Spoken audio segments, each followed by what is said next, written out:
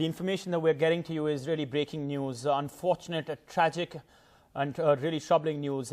What you're seeing on your screens is in the aftermath of all that's taken place 20 kilometers away from Srinagar in Pulwama district, which is Avantipura area basically.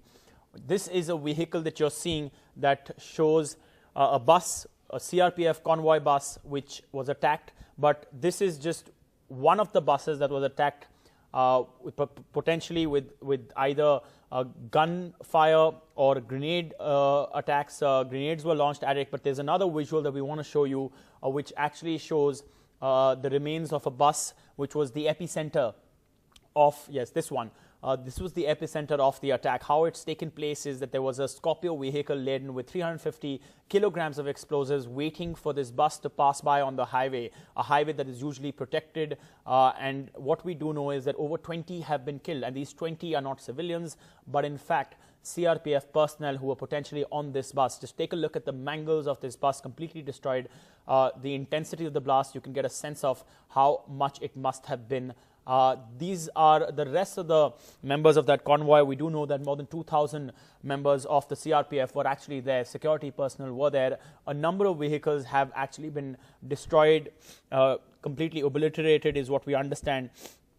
And so far, we've got a reaction from the Prime Minister as we show that image of that bus completely in mangles. Take a look at what the Prime Minister has in fact tweeted. He has made it very clear that this sacrifice of the CRPF personnel will not go in vain. He says the attack on CRPF personnel in Pulwama is despicable. I strongly condemn this dastardly attack. The sacrifices of our brave security personnel shall not go in vain.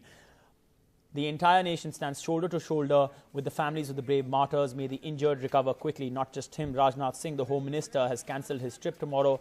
And Narendra Modi, the Prime Minister, spoke to the Home Minister, Rajnath Singh, got the information. Rajnath Singh has then tweeted to say that he will be, in fact, coming to Srinagar to assess the situation. Tomorrow is what we understand. He's also tweeted about this attack and bowed his head to those who have sacrificed their lives in the service of the nation. Not just Rajnath Singh and the Prime Minister, but those politicians of Jammu and Kashmir, Mehbooba Mufti, Omar Abdullah, have also tweeted, as has Rahul Gandhi. Rahul Gandhi tweeting to say that 10 have been killed, but that was earlier. As far as we know right now, the number has risen to over 20. We will try to go across to my colleague Nazir Masoodi, who is where this horrific incident has taken place, the worst attack since URI. That is clear now, because in URI there were 19 who were killed. Let's actually go and listen to what was said by the top security personnel of Jammu and Kashmir when they arrived at the scene an hour later. SP Pani and Zulfikar Hassan. Let's listen to what they said. Of course, at that point, they didn't have the information that we have now. There was a terror incident. The CRPF convoy, which was coming from Jammu and going towards Srinagar, was attacked.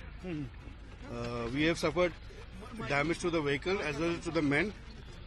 We suspect that it was a vehicle-bound attack. So was it a However, no, it's not confirmed as yet. It's a matter of investigation. All this is a matter of investigation.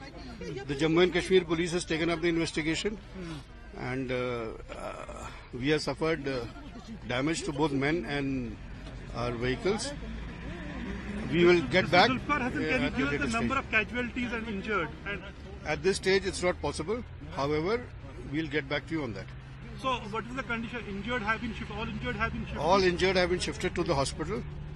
At the site, we are doing the post-blast analysis. All that is going to take some time.